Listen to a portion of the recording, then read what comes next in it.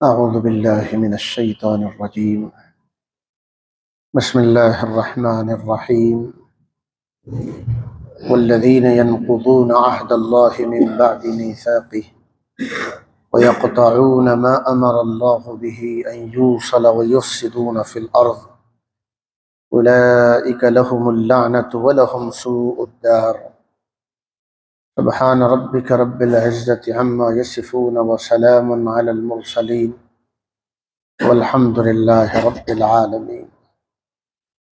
آج کی اس مجلس میں سورہ رعد کی 6 آیتیں، آیت نمبر 25 سے آیت نمبر 30 تک، یہ 6 آیتیں، اور ان 6 آیتوں میں اللہ کے پیغام کو سمجھنے کی اور جاننے کی کوشش کرتے ہیں۔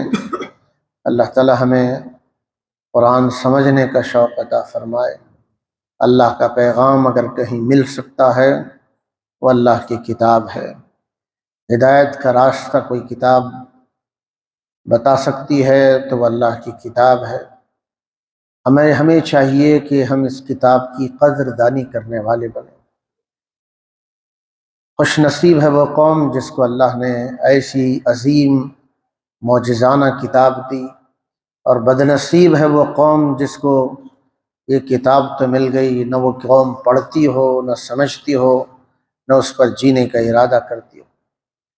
کل کے درس میں جو آیتیں پڑھی گئی تھی اس میں نیک لوگوں کے صفات، جنتیوں کے عادات و علامات بتائی گئی تھی کہ جو لوگ اچھے صفات رکھتے ہیں ان کا اچھا بدلہ ہوگا، اور اچھا بدلہ جنت کی شکل میں ہوگا۔ جو لوگ برے صفات رکھتے ہیں ان کا انجام برا ہوگا۔ یہ جو باتیں قرآن مجید نے کہی ہے، مجھے اور آپ کو تنہائی میں بیٹھ کر سوچنا ہے۔ اگر میں اچھا کر رہا ہوں تو یقین مانیے اس کا رزلٹ اچھا ہوگا۔ اگر میں برا کر رہا ہوں، اچھا نہیں کر رہا ہوں، اور امید لگائے بیٹھا ہوں کہ فلاں بیڑا پار کر دے گا، فلاں کشتی کنارے لگا دے گا، یہ سب جھوٹی تمناؤں میں ہم جی رہے ہیں۔ دنیا میں ایک قوم یہودی گزری ہے، وہ عمل کچھ نہیں کرتی تھی، جانتی بہت کچھ تھی، اور امیدوں پر جیتی تھی کہ جنت ہمارے لیے ہی ہے۔ جو دھوکہ یہودیوں کو ہوا ہے یہی دھوکہ مسلمانوں کو بھی ہوا۔ آج مسلمان قوم جو دنیا میں جی رہی ہے وہ یہ سوچتی ہے کہ ہمیں کچھ کرنے کی ضرورت نہیں، نماز پڑھنے کی ضرورت نہیں، قرآن پڑھنے کی ضرورت نہیں، قرآن سمجھنے کی ضرورت نہیں، نیکی کرنے کی ضرورت نہیں، ہمارا بیڑا پار ہوگا۔ یہ جھوٹی تمناؤں کا ذکر قرآن مجید میں جگہ جگہ بیان ہے۔ یہ اللہ تعالیٰ نے یہ باتیں بتائی ہے، برا کرو گے اچھا نہیں ہوگا، اچھا کرو گے برا نہیں ہوگا۔ اچھے انسان، اچھے صفات والے کا انجام اچھا ہوگا، برے صفات اور برے عادات والے انسان کا انجام بھی برا ہوگا۔ یہ بار بار اس لیے دہرایا گیا تاکہ انسان سوچے کہ میں اچھا کرتا ہوں یا برا کرتا ہوں۔ یہ جو 6 آیتیں ہیں ان میں برے لوگوں کا تذکرہ ہے، برے لوگوں کے برے علامتوں کا، برے صفات کا تذکرہ ہے۔ والذین ینقضون عہد اللہ من بعد میثاقہ، جو لوگ وعدہ کر کے وعدوں کو توڑتے، یہ برے انسان کی علامت ہے۔ وعدہ کر کے وعدہ نبھانا، وعدے پر جینا، یہ اچھے انسان کی علامت ہے۔ وعدہ کر کے بے وفائی کرنا اور دھوکہ دینا، وعدہ بھول جانا، یہ سب برے انسان کی علامت ہے۔ اب وعدہ کس سے، عہد کس سے کیا گیا؟ ہم کئی لوگوں سے عہد کرتے ہیں۔ ایک عہد ہم اللہ سے کرتے ہیں۔ جب کوئی بندہ لا الہ الا اللہ پڑھتا ہے وہ ایمانی عہد کرتا ہے۔ لا الہ الا اللہ محمد الرسول اللہ پڑھنے کے بعد وہ ایمانی عہد کرتا ہے کہ میں اللہ کے حکم کو سامنے رکھوں گا اور نبی کے طریقے کے مطابق زندگی گزاروں۔ اگر وہ عہد تو کرتا ہے اپنے اللہ سے مگر اپنی زندگی نہیں گزارتا اللہ رسول کے مطابق، تو گویا وہ اللہ رسول کو دھوکہ دے رہا ہے۔ یہ عہد کی پاسداری نہیں کر رہا، یہ عہد کے سامنے رکھ کر زندگی نہیں گزار رہا، یہ عہد کو توڑ رہا۔ اسی لیے جو مسلمان نماز نہیں پڑھتا وہ اللہ کے عہد کو توڑتا، جو مسلمان طاقتور ہو کر روزہ نہیں رکھتا وہ خدا کے عہد کیے ہوئے، خدا کے ساتھ عہد کیے ہوئے وعدے کو وہ توڑتا ہے۔ اسی طرح کی بہت ساری مثالیں۔ عہد کی ایک دوسری شکل یہ ہے کہ ہم جب توحید کو مانتے ہیں تو خدا کی احکام کے پاسدار بن جاتے ہیں، اور جب ہم نبی کی نبوت اور رسالت کا اقرار کرتے ہیں تو ہم یہ بھی وعدہ کرتے ہیں کہ اپنی زندگی کو نبی کے مطابق، نبی کی سنتوں و طریقوں کے مطابق گزاریں۔ اور اگر کوئی آدمی نبی سے عہد کرتا ہے اور وعدہ توڑتا ہے تو وہ نبی سے عہد توڑ رہا ہے۔ اور تیسرا عہد وہ ہے جو ہم ایک انسان دوسرے انسان سے، چاہے آپ مسلمان سے وعدہ کریں، چاہے آپ کافر سے وعدہ کریں، قرآن میں یہ بار بار دہرایا گیا، وعدوں کو تمہیں پورا کرنا ہوگا، عہد کو تم کو نبھانا ہوگا۔ یہ اس کی عہد کی خلاف ورزی حرام ہے، عہد کو توڑنا حرام ہے۔ تو گویا جو لوگ عہد کو توڑتے ہیں یہ برے کام کر رہے ہیں۔ دوسری بات جو بروں کی علامت بتائی، وَيَقْطَعُونَ مَا أَمَرَ اللَّهُ بِهِ أَن يُوصَلَ، اللہ تعالیٰ نے جن کو جوڑنے کا حکم دیا ہے جوڑتے نہیں ہیں، توڑتے۔ اللہ تعالیٰ نے بہت سے رشتوں کو نبھانے کا حکم دیا۔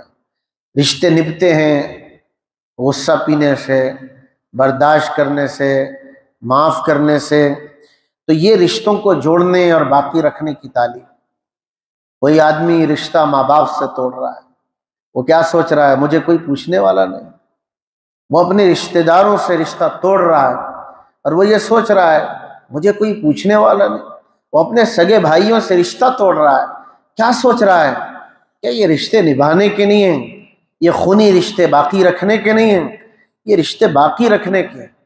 اسی لیے ہمارے نبی صلی اللہ علیہ وسلم نے مختلف موقعوں پر رشتہ داریوں کو نبھانے کی، لے کر چلنے کی تعلیم دی۔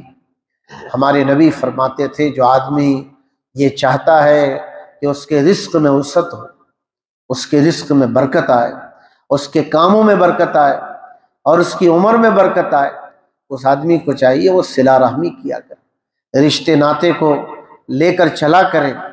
ایک آدمی نے ہمارے نبی صلی اللہ علیہ وسلم سے سوال کیا، یا رسول اللہ مجھے وہ عمل بتائیے جس کو کرنے سے میں جنت کے قریب ہو جاؤں اور جہنم سے دور ہو جاؤں۔ آپ نے کچھ اعمال بتائے۔ ایک عمل بتایا اللہ کی عبادت کرنا، اللہ کے ساتھ کسی کو شریک نہ کرنا۔ دوسرا عمل بتایا نماز قائم کرنا۔ تیسرا عمل بتایا زکوٰۃ ادا کرنا۔ چوتھا عمل بتایا صلہ رحمی کرنا، یعنی رشتہ داروں کو جوڑنا۔ اب رشتہ داروں کو جوڑنا کیا ہے؟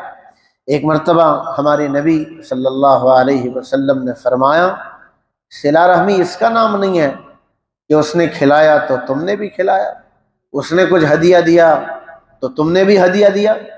یہ صلہ رحمی نہیں ہے۔ صلہ رحمی یہ ہے کہ تمہارے رشتہ دار تمہارے حق میں کوتاہی کرتے ہیں اور تم دوسروں کے حق ادا کرتے ہو، تمہارے رشتہ دار تم سے تعلقات توڑتے ہیں اور تم اپنے رشتہ داروں کے ساتھ تعلقات جوڑتے ہیں۔ چائے پلانے پر پھر آپ چائے پلا دیں، شادی میں بلانے پر آپ بھی شادی پر بلائیں۔ یہ کوئی رشتہ داری نبھانا نہیں، یہ دنیا کی کافر سوسائٹی بھی کر رہی ہے۔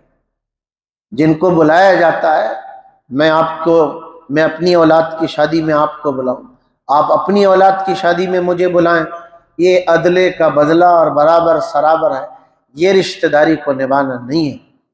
جو لوگ تعلق توڑتے ہیں ان کے ساتھ جڑنا، جو ہمیں حق سے محروم کرتے ہیں ان کے حق ادا کرنا، جو ہمارے ساتھ ظلم کرتے ہیں ان کے ساتھ ہمارا اخلاقی رویہ ہو، یہ ہے رشتہ داریوں کو جوڑنے کا کانسیپٹ۔ تیسری بات کہی وَيُفْسِدُونَ فِي الْأَرْضِ، برے لوگ زمین میں فساد پھیلاتے۔ یہ زمین میں فساد کیا ہے؟ دیکھیے جہاں حق مارے جاتے ہیں وہاں فساد پھیلتا ہے۔ اگر ایک سگا بھائی ایک سگے بھائی کو حق نہ دے تو کیا ہوگا؟ فساد ہی تو پھیلے گا۔ پڑوسی کا حق نہ دے تو فساد پھیلے گا۔ جب فساد پھیلتا ہے اسی کے نتیجے میں ظلم بڑھتا ہے، اور جب ظلم بڑھتا ہے تو سوسائٹی میں قتل عام ہو جاتا ہے۔ یہ قتل کیوں ہو رہے ہیں دنیا میں؟ یا تو پیسوں کے لیے ہو رہے ہیں، لین دین باقی ہے، یا تو عورت کے لیے ہو رہے ہیں۔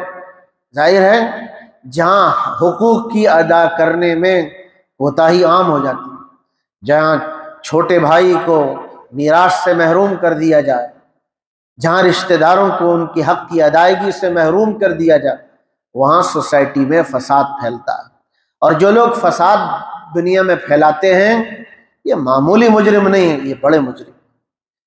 یہ 3 برائیوں کا ذکر اس آیت میں کیا گیا: وعدہ کر کے وعدہ توڑنا، رشتہ داریوں کو نبھانے کے بجائے توڑتے رہنا، اور زمین میں فساد پھیلانا۔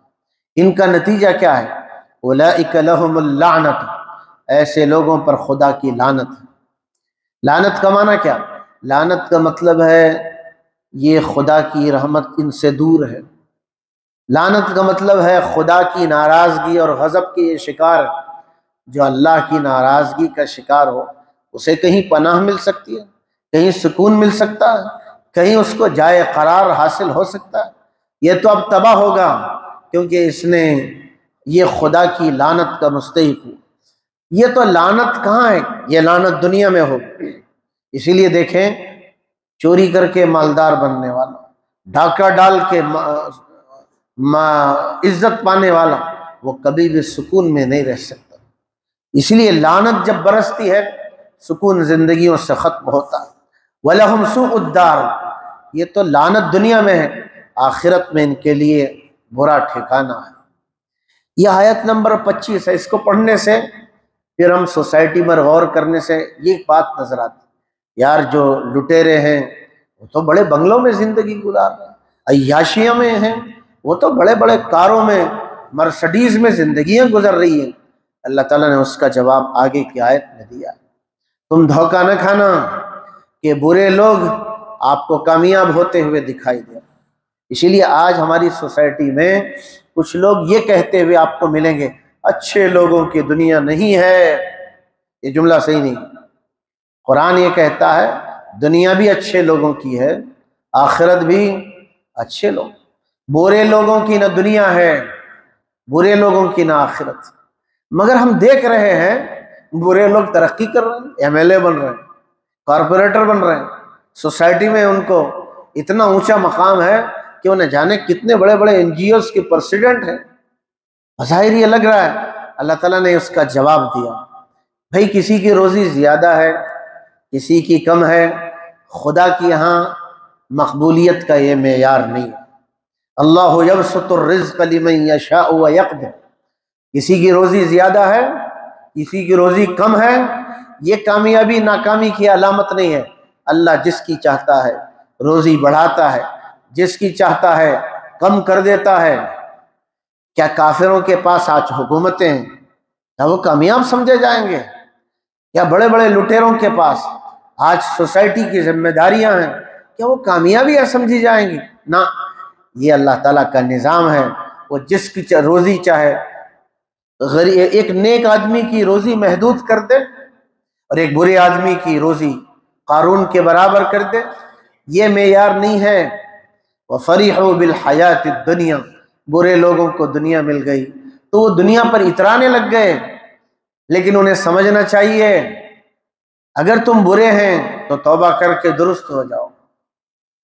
اگر اتراتے رہو گے اور دنیا کی زندگی پر فخر کرتے رہو گے، تمہیں اچھی طرح سمجھنا چاہیے وَمَا الْحَيَاةُ الدُّنْيَا فِي الْآخِرَةِ إِلَّا مَتَاعٌ، آخرت کے مقابلے میں دنیا کی زندگی تھوڑے دن کے استعمال کرنے کا سامان ہے۔ کہ یہ دنیا ہمیشہ رہے؟ کس کو ہمیشہ یہاں رہنا ہے؟ آج ایک لائر صاحب میرے پاس آئے اور آ کر انہوں نے فارسی میں ایک ڈاکیومنٹ دیا، کہا اس کا انگریزی میں بنا کر دیجیے۔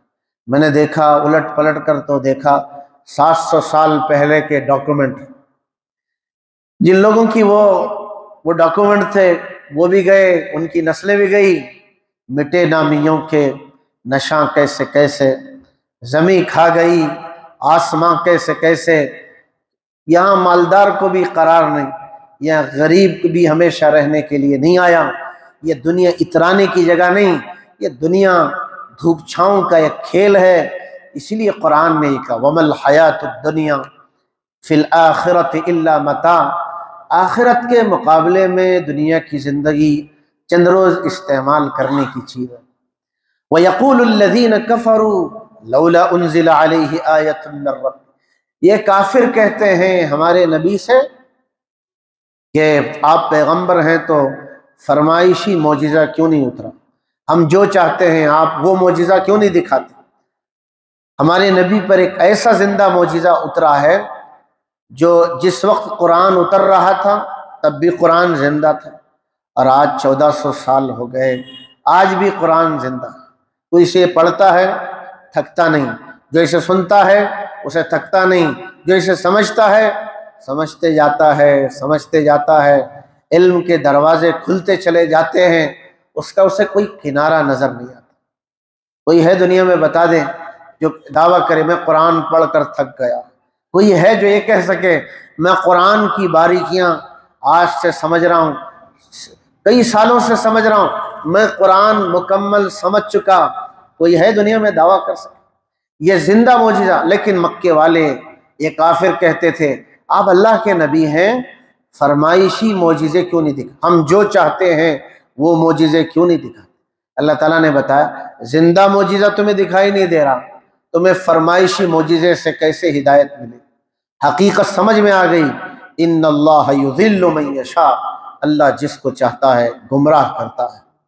یہ جو اللہ جس کو چاہتا ہے گمراہ کرتا ہے، یہاں سمجھنے کا جملہ ہے، یہ ہدایت چاہتے نہیں ہیں، اللہ بھی ان کے ساتھ ہدایت کا معاملہ کرنا نہیں چاہتا۔ آگے کہا وَيَهْدِي إِلَيْهِ مَنْ أَنَابَ، جو اللہ کی طرف چلنا چاہتا ہے، اللہ کو پانا چاہتا ہے، اللہ کو جاننا چاہتا ہے، اللہ تعالیٰ کی رضا کے لیے کوشش کرتا ہے، اللہ تعالیٰ اس کو ہدایت دیتا ہے۔ اسی چھوٹی سی آیت میں اللہ تعالیٰ نے نظام ہدایت اور نظام ضلالت کو بیان کیا۔ کس کو ضلالت ملتی ہے اور کس کو ہدایت ملتی ہے؟ جو ہدایت کی طلب میں رہے گا اس کو ہدایت ملے گی، جو ہدایت کو تلاش نہیں کرے گا، جو ہدایت کی کوشش نہیں کرے گا اسے ہدایت نہیں ملے گی۔ اسی لیے جو کوشش کرے گا وہ ایمان لائے گا، جو ایمان لائے گا اسے خدا کی اطاعت اور خدا کے ذکر میں اطمینان نصیب ہو۔ الذین آمنوا، کون اللہ کی طرف رجوع ہوتے ہیں؟ جو ہوتے ہیں انہیں ایمان نصیب ہوتا ہے۔ یاد رکھیے اللہ کی بہت بڑی دولت ہے ایمان، یہ بہت بڑی، جتنا یہ جو سینٹنس ہم یوز کر رہے ہیں یہ بھی بہت بونا ہے، چھوٹا ہے، مرنے کے بعد پتہ چلے گا اس کی حقیقت کا کیا حال ہے۔ الذین آمنوا، جو ایمان لائے، وتطمئن قلوبہم بذکر اللہ، اللہ کے ذکر سے ان کے دلوں کو اطمینان ملتا ہے، اللہ کے ذکر سے ان کے دلوں کو اطمینان ملتا ہے۔ یہ جملہ اگر میں 10 مرتبہ دہراؤں اس کے بعد اس کی حقیقت ہم سمجھ سکیں۔ اللہ کے ذکر سے دلوں کو اطمینان ملتا ہے۔ ایک ایسا جس کا ایمان جس کیفیت کا، اس کا ذکر اس کیفیت کا، اور جس کا ذکر جس کیفیت کا اس کا اطمینان بھی اس کیفیت کا۔ ہم یہ کہتے ہیں میں ذکر کرتا ہوں مجھے اطمینان نصیب نہیں ہوتا، بھائی تمہارے ذکر کی کیٹیگری کیا ہے؟ بھائی جو چیز جس لیول کی ہوتی ہے اس کا ریزلٹ بھی اسی لیول کا ہوتا ہے۔ میرے ذکر کا لیول کیا ہے؟ جو میرے ذکر کا لیول ہے وہی میرے دل کی اطمینان کا لیول ہے۔ اگر ہم اپنے ذکر کا لیول بڑھائیں پھر اطمینان کا لیول بڑھے گا۔ اللہ سنو شک مت کرو اللہ کی باتوں میں، بذکر اللہ تطمئن القلوب، اللہ کے ذکر میں دلوں کو اطمینان ملتا ہے۔ وہ جن کو مل جاتا ہے انہیں نماز پڑھے بغیر نیند نہیں آتی، نماز پڑھے بغیر غذا اچھی نہیں لگتی، کیونکہ ان کا جینا، ان کی روح کی تازگی اسی میں ہے کہ وہ خدا کی بندگی کیے بغیر انہیں مزہ نہیں آتا۔ یہ کون کرتے ہیں؟ الذین آمنوا، یہ وہ لوگ کرتے ہیں جو ایمان لاتے ہیں، وعملوا الصالحات، نیک عمل کرتے ہیں، طوبی لہم، بشارت ہے ان کے لیے، بشارت ہی نہیں وحسن مآب، بہترین ٹھکانہ ہے ان کے لیے۔ کذالک ارسلناک فی امۃ قد خلت من قبلها اے پیغمبر، یہ جو امت آئی ہے اس سے پہلے بھی امتیں آئی ہیں، اور ایسی امتیں جتنی آئی ہیں ان کا جو رویہ اپنے پیغمبر کے ساتھ، خدا کے پیغام کے ساتھ، وہی رہا ہے جو آج آپ کے ساتھ، اللہ کے پیغمبروں کے ساتھ، اللہ کے پیغمبر اللہ کے پیغام کے ساتھ رہا ہے۔ اس لیے پیغمبر کیا کرتے ہیں؟ لِتَتْلُوَ عَلَيْهِمْ الَّذِي أَوْحَيْنَا إِلَيْكَ، پیغمبر آتے ہیں خدا کا میسج سناتے ہیں اور اللہ کا پیغام سناتے ہیں، لیکن لوگ کیا کرتے ہیں؟ وَهُمْ يَكْفُرُونَ بِالرَّحْمَنِ، لوگ رحمان کا انکار کرتے ہیں، اللہ کا بھی انکار، پیغمبر کا بھی انکار، پیغمبر کے لائے ہوئے پیغام کا بھی انکار۔ کس کا نقصان ہے؟ آگے بتایا گیا، لوگوں سنو، اگر تم اللہ کا، رسول اللہ کا، اللہ کے پیغام کا انکار کرو گے، اللہ کا نقصان نہیں، رسول اللہ کا نقصان نہیں، اللہ کی کتاب کا نقصان نہیں، نقصان تمہارا ہے۔ اے پیغمبر بتا دو، قل هو ربی، میں تو ایمان والا ہوں، اللہ میرا رب ہے، لا الہ الا ہو، اس کے سوا کوئی معبود نہیں، علیہ توکلت، میں نے اللہ پر بھروسہ کیا، وإلیہ متاب، لوٹ کے مجھے اللہ ہی کے پاس جانا ہے۔ اللہ تعالیٰ ہمیں سمجھنے کی توفیق عطا فرمائے۔ اللہم لک الحمد ولک الشکر، اللہم صلی وسلم دائما علی سیدنا محمد وعلی آل سیدنا محمد وبارک وسلم۔ اے اللہ ہم سب کو نیک بنا دے، اپنی رضا، محبت، رحمت عطا فرما دے۔ اے اللہ ہم وہ بندے ہیں جو گناہگار ہیں، پر تو نے ہمیں اپنے گھر پر آنے کی توفیق بخشی، تیرے سامنے ہاتھ اٹھانے کی توفیق بخشی، تیرا جتنا شکر ادا کریں کم ہے۔ اے اللہ ہم سب کو نیک بندوں میں شامل فرما، صحیح راہ پر چلنا نصیب فرما۔ اے اللہ اچھے پیغام کو قبول کرنے کی توفیق دے دے، بری صحبت سے ہم سب کی حفاظت اے اللہ عطا کر دے۔ اے اللہ ہمیں بھی نیک بنا، ہماری ماں باپ کو، ہماری اولاد کو، اولاد کی اولاد کو نیک بنا دے، اچھی صحبت نصیب فرما، اچھا ماحول میں نصیب فرما۔ بری صحبت میں انسان برا بن جاتا ہے، اچھی صحبت میں انسان اچھا بن جاتا ہے۔ اے اللہ اچھی صحبت میں بیٹھنے اور اپنے آپ کو زبردستی بٹھانے کی ہم سب کو توفیق عطا فرما۔ اے اللہ ہم چاہے نہ چاہے، اے اللہ ہمیں محبت اور عافیت کے ساتھ نیکی کی راہ پر چلا دے، ہماری زندگی کو تیرے راستے میں قبول فرما لے۔ اے اللہ تیری ناراضگی سے ہم پناہ چاہتے ہیں، تیرے غضب سے ہم پناہ چاہتے ہیں، تیری لعنت سے ہم پناہ چاہتے ہیں۔ اے اللہ تیری محبت عطا فرما، رحمت عطا فرما، بخشش عطا فرما، مغفرت عطا فرما، ہمیں بھی عطا فرما، ہمارے ماں باپ کو بھی عطا فرما، ہماری اولاد کو بھی، ساری امت کو عطا فرما، ہمارے قرض ادا کر دے، ہمارے بیماروں کو شفا دے، پریشان حالوں کی پریشانیاں دور فرما، دعاؤں کو قبول فرما۔ صلی اللہ تعالی علی خیر خلقہ محمد وعلی آلہ وصحبہ اجمعین، آمین والحمد للہ رب العالمین۔